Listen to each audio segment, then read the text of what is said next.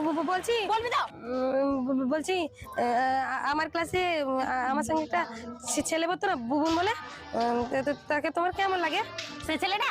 হ্যাঁ, সে ছেলেটা খুব ভালো। খুব ভালো।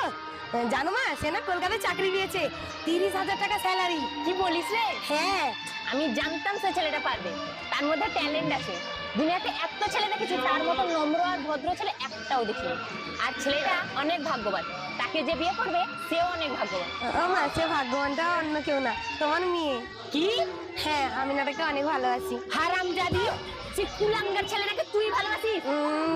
তুমি তো একটু আগে বললে যে তার মতো নম্রভদ্র ছেলে একটা হয় না, আর সে নাকি অনেক ভালো। ভালো বললাম বলে আমার মেয়েকে ফাঁসিয়ে নিতে হবে?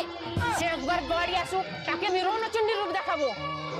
দেখো মা, আমি কিন্তু তাকে বিয়ে করবো। ও, তুই তাকে বিয়ে করবি? ও, আমার জুতোটা নিয়ে আয় তো। তুমি কোথায় যাবে তোমার? হ্যাঁ, যাবো। বুবুনের বাড়ি? হ্যাঁ।